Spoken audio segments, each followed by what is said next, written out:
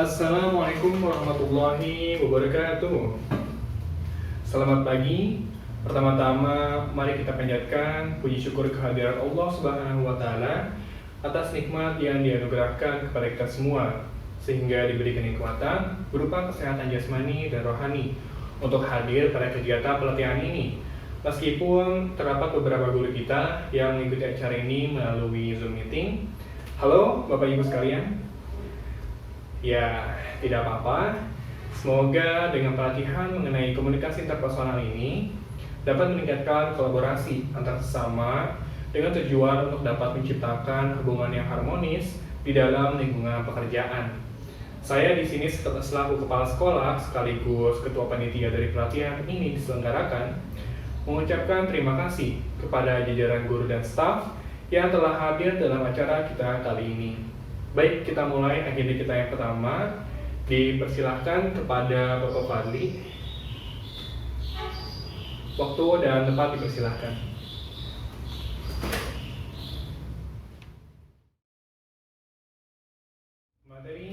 Kita masuk materi yang pertama, yaitu mengenai Society 5.0 dan kolaborasi.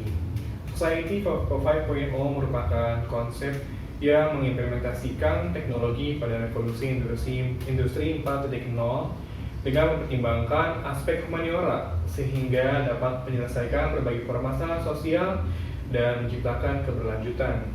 Salah satu konsep yang mendukung lingkungan kerja Society 5.0 adalah dengan adanya kolaborasi antar pihak, di mana jika dalam konteks pendidikan kita sebagai tenaga pendidik dan tenaga kependidikan juga turut andil dalam kolaborasi, baik itu antar pihak internal ataupun eksternal.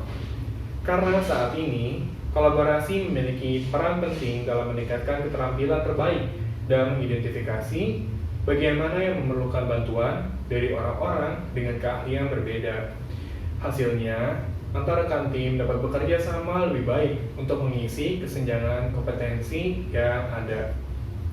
Sekiranya apa sih yang bisa kita lakukan sebagai pendidik dan tenaga kependidikan dalam implementasi kolaborasi ini? Nah, diantaranya ada dua bentuk kolaborasi secara garis besar, yaitu dengan pihak internal dan eksternal. Untuk pihak internal ini dari institusi pendidikan sendiri ataupun institusi pendidikan lainnya. Kita lihat bentuk kolaborasinya. Yang pertama itu ada berbagi sumber daya, di mana institusi pendidikan bekerja sama dengan cara berbagi sumber daya dengan institusi pendidikan lainnya. Hal ini dapat dilakukan dengan sumber daya dapat saling mengakses sumber belajar atau referensi lainnya seperti jurnal dan buku. Yang kedua itu ada berbagi tenaga ahli, di mana bentuk kolaborasi ini merupakan kerjasama formal berbagi pakar atau tenaga ahli. Ini dilakukan dengan mengirimkan tenaga ahli untuk memberikan pengalaman pada calon ahli yang masih pemula dari lembaga pendidikan lain. Dan yang terakhir, itu ada bentuk kolaborasi dalam membangun komunitas ahli. Komunitas ahli ini dapat menjadi wadah berbagi ilmu dan tempat bagi para pemula di bidangnya untuk belajar. Saat ini sudah banyak institusi profesi yang berdiri di Indonesia dan di seluruh dunia, serta menjadi wadah untuk dapat mengembangkan keterampilan tertentu di bidang profesional tertentu. Selanjutnya, bentuk kolaborasi dari pihak eksternal, di mana di sini merupakan pihak luar institusi pendidikan seperti pihak industri. Nah, di sini ada beberapa bentuk kerjasamanya, yaitu pertama rekrutmen lulusan, yaitu memberikan kesempatan bagi siswa yang lulus untuk bekerja di dunia industri. Hal ini juga dapat mempermudah dunia industri untuk memenuhi kebutuhan akan tenaga kerja. Yang kedua, itu adanya program magang, di mana industri memberikan kesempatan kepada siswa supaya mengenal dunia kerja melalui pelatihan kerja langsung di industri tersebut. Sekiranya masih banyak bentuk kerjasama lainnya, hal tersebut tergantung dengan kebutuhan dari institusi yang berkaitan.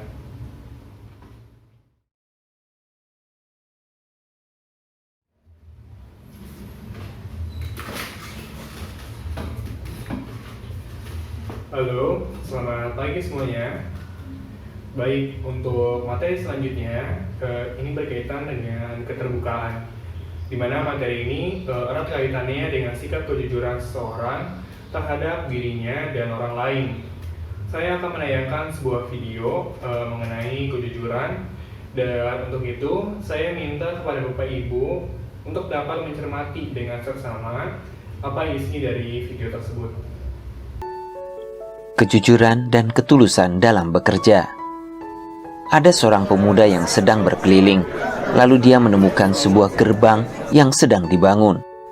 Di sana dia melihat seorang pematung sedang membuat sebuah patung manusia. Di lantai, dia melihat ada satu patung lagi yang sangat mirip dengan patung yang sedang dia buat. Penasaran, dia menghampiri si pematung dan bertanya, Hei Pak Pematung, apakah kamu akan memajang dua patung ini di atas gerbang? Si pematung menjawab, Tidak, saya hanya perlu satu. Lalu mengapa kamu membuat dua buah patung yang sama? Oh, itu patung sebelumnya ada sedikit cacat saat pengerjaan di tahap akhir. Si pemuda memperhatikan dan memeriksa patung yang tergeletak di lantai, dan dia tidak menemukan satu pun bagian yang cacat. Jadi, dia bertanya lagi, Saya tidak menemukan satupun kekurangan di patung ini. Apa yang salah dengan patung ini? Ada sedikit goresan di bawah hidungnya. Setelah diperhatikan dengan seksama, memang betul, ternyata ada sebuah goresan kecil di bawah hidung patung manusia tersebut. Oh, hanya goresan sekecil ini sampai kamu membuat ulang patung yang baru. Memangnya di mana kamu akan menaruh patung yang kamu buat itu nanti? Tepat di atas pilar di bagian tengah gerbang. Tapi pilar itu tingginya lebih dari 5 meter. Siapa yang akan tahu kalau ada goresan di bawah hidung patung yang dipajang di atas itu? Mengapa kamu tidak pasang saja patung yang pertama? Jadi kamu tidak perlu repot membuat satu patung baru lagi. Sambil tersenyum, si pematung berkata, Oh, ada orang yang akan tahu, yaitu saya. ketulusan dan kejujuran dalam bekerja tidak tergantung pada apakah akan ada yang memuji ataupun mencela hasil pekerjaan yang kita buat. Itu adalah dorongan dari dalam diri sendiri untuk memberikan yang terbaik yang mampu kita lakukan.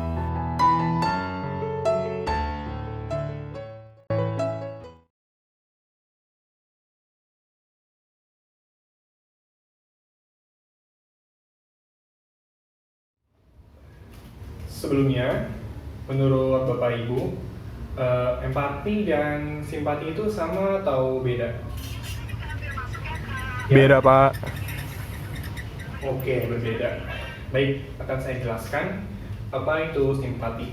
Simpati adalah perasaan yang dimiliki bersama, biasanya berupa kasihan, belas kasihan, keprihatinan, dan kesedihan untuk orang lain.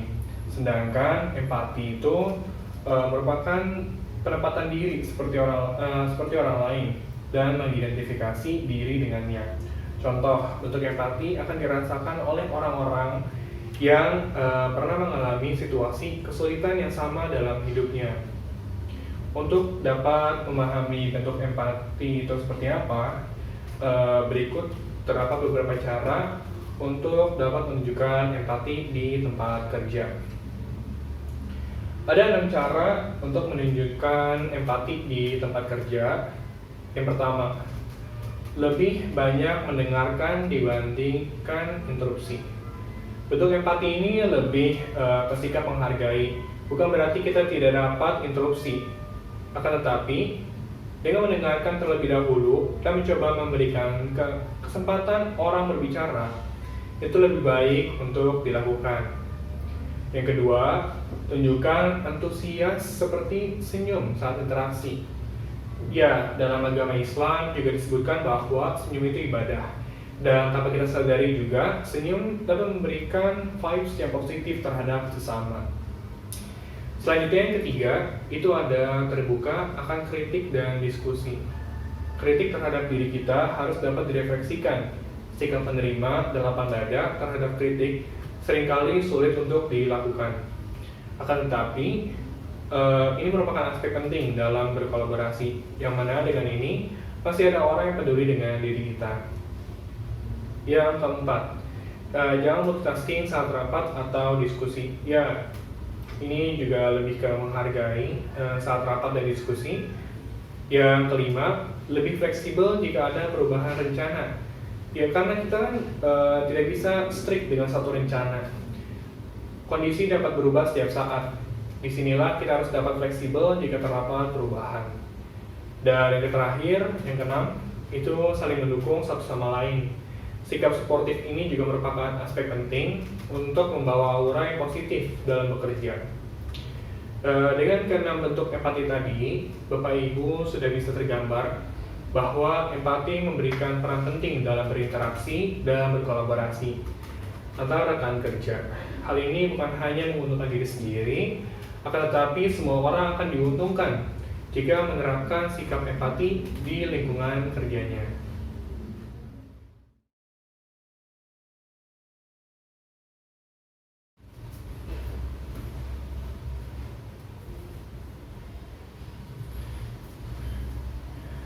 Baik, Bapak Ibu sekalian, sudah kembali semua ya? Sudah kembali hadir? Oke. Selanjutnya, kita akan memasuki pelatihan sesi kedua, di mana nanti materi akan diberikan melalui video. Setelah itu, telah dipersiapkan juga lembar kerja refleksi diri, yang mana Bapak dan Ibu akan mengisi lembar tersebut sesuai dengan kolom materi yang diberikan.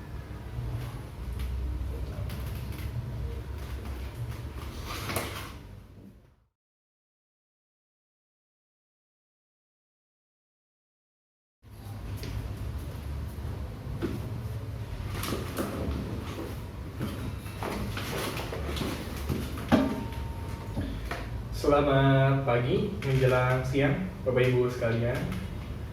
Baik, kita lanjutkan pelatihan ini. Kita masuk ke pembahasan mengenai sikap positif. Saya yakin Bapak Ibu sekalian sudah pandai ya dalam memilah mana sikap yang baik ataupun yang buruk.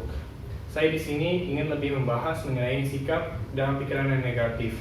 Yang mana pembahasan ini lebih kepada bagaimana cara kita memanage atau mengkontrol pikiran negatif menjadi positif. Berikut merupakan video materinya. Setiap orang pasti punya pemikiran negatif dalam dirinya.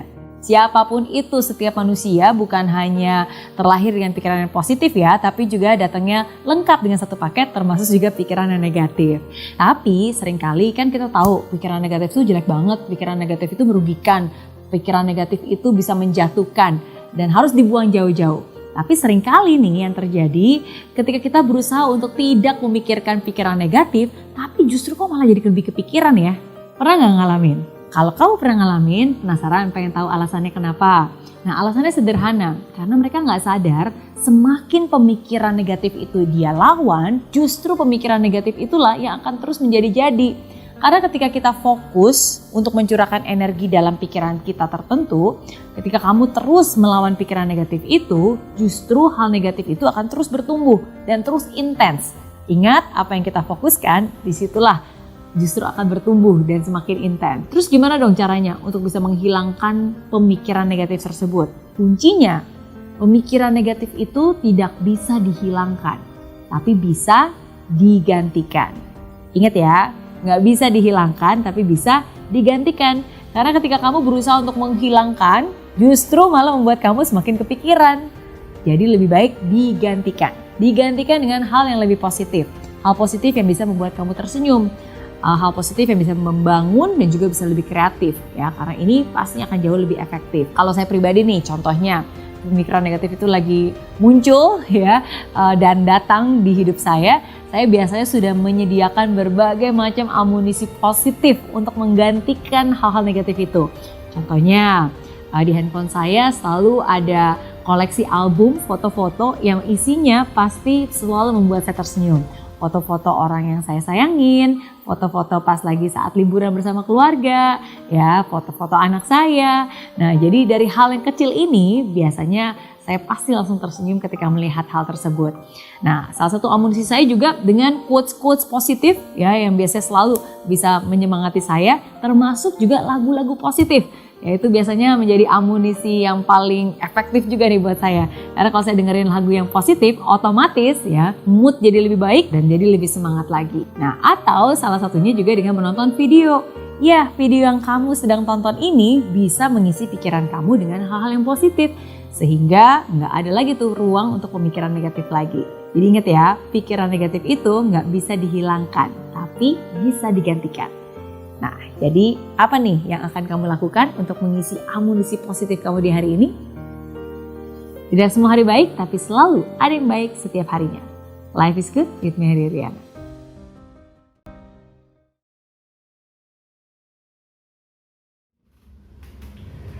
Isu yang selanjutnya menjadi pembahasan kita kali ini adalah mengenai kesetaraan di tempat kerja. Mungkin Bapak Ibu sekalian sudah sadar akan urgensi ini, di mana tingkat kesetaraan gender di lingkungan kerja seringkali menjadi masalah. Sebagai contoh, kita bisa melihat video berikut.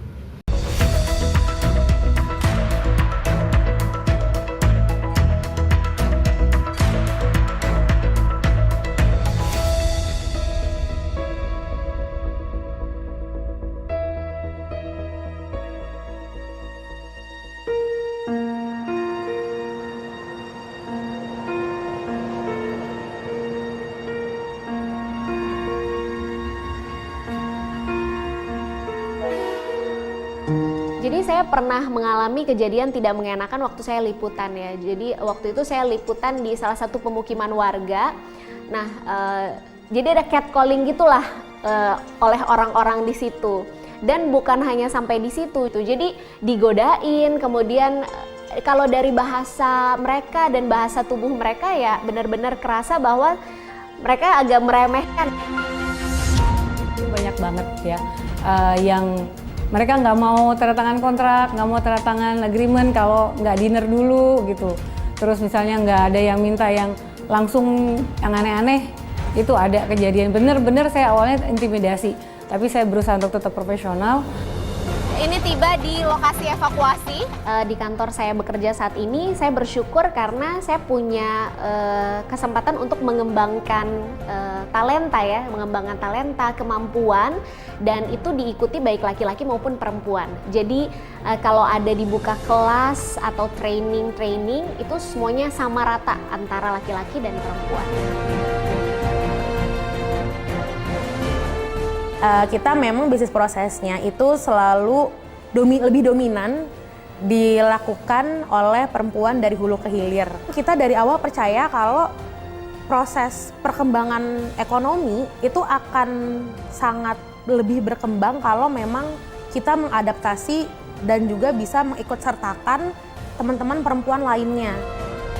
Kalau buat saya, ekonomi untuk perempuan itu bukan cuma untuk membantu kehidupan kita dalam keluarga ataupun membantu kehidupan suami. Bukannya kita nggak percaya sama suami ataupun mau keluarga nggak bisa ngebantuin. Tapi ini lebih untuk kepercayaan diri kita, untuk pengakuisisi kita sendiri. Ya, saya mendukung sekali perusahaan-perusahaan di Indonesia ini untuk menciptakan ruang kerja dan juga situasi kerja yang ramah perempuan. Dengan begitu potensi-potensi yang ada dalam diri perempuan saya yakin akan bisa keluar dan lebih berkembang lagi.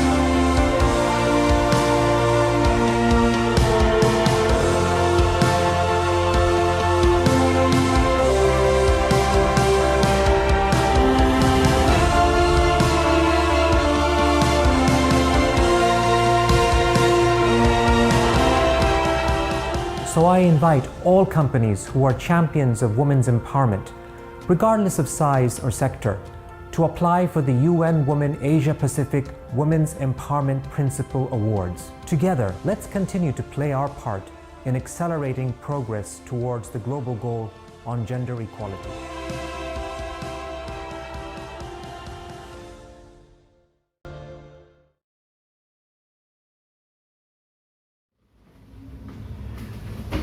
Dalam lingkungan kerja, sikap saling support itu sangat dibutuhkan. Tapi seringkali ada saja orang-orang yang memiliki bad influence atau bisa dikatakan toxic. Kita akan melihat video dari Mbak Mary Riana di mana beliau menjelaskan bagaimana sih cara beradaptasi di lingkungan yang toxic.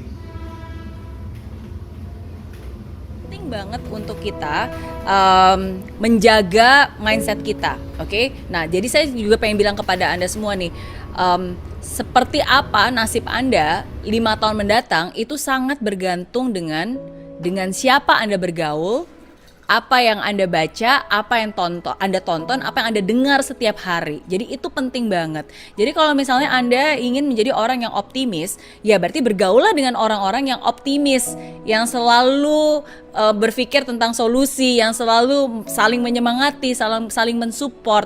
Oke, kalau Anda ingin menjadi orang yang optimis, ya berarti buku-buku yang Anda baca juga harus, kalau bisa ya buku-buku yang pengembangan diri, yang membuat Anda bisa lebih pintar, lebih semangat gitu. Tontonan Anda pun juga harus sesuatu yang lebih positif. Bukan berarti nggak boleh nonton drakor atau nggak boleh nonton sinetron ya. Boleh-boleh aja, tapi porsinya harus lebih dibanyakan, tergantung karena kan again kita dibentuk dari environment kita. Dan mau nggak mau, suka nggak suka ya, walaupun tadi saya bilang mindset is important, free will is important gitu, tapi mau nggak mau, suka nggak suka, kita tuh dibentuk benar-benar dari environment kita. Jadi kalau misalnya kita positif tapi environment kita setiap hari negatif terus, dan kita membiarkan hal yang negatif itu masuk ke dalam pikiran kita, ya lama-lama kita juga akan tertular, kita juga gak kuat. Ya jadi caranya untuk tetap menjadi orang yang optimis itu dikelilingi dengan orang-orang yang optimis, baca makanan-makanan yang sehat untuk pikiran, untuk hati, ya tonton hal-hal yang juga positif yang membuat kamu menjadi lebih positif lagi. Pertama-tama yang kamu maksud dengan lingkungan itu seberapa banyak dan seberapa besar. Kalau kamu hanya satu orang sendiri dan kamu berada di tengah ratusan dan semua orang itu sangat negatif, oke? Bukannya saya orangnya pesimis ya, tapi don't be itu nggak mungkin. Seorang Mary Riana aja kalau saya positif terus tiba-tiba saya dikelilingi sama orang yang 100 orang lebih semuanya negatif, akan sangat sulit. Justru saya akan terpengaruh. Jadi yang paling penting adalah kalau buat saya pribadi, mulai dari yang kita dulu, oke? Terus cari tempat yang positif. Kalau semuanya benar-benar sudah sangat toksik, kamu nggak akan bisa langsung mengubah semua itu sendiri. Kalau benar-benar dipaksa karena kamu nggak bisa keluar dari lingkungan itu, contohnya, ya oke, berarti kamu cari siapa yang paling positif dari yang paling negatif yang ada di lingkungan itu. Jadi kamu harus mulai dari yang kecil dulu, buat circle, dan kamu mulai menularkan hal itu kepada orang-orang yang menurut kamu bisa ditularkan. Jadi makin lama ya energi positifnya akan jauh lebih besar daripada semuanya. Tapi kalau kamu berharap kamu sendiri langsung bisa mengubah semuanya, itu nggak akan mungkin seperti itu. Yang ada justru malah kamu yang akan terseret dan ke bawah.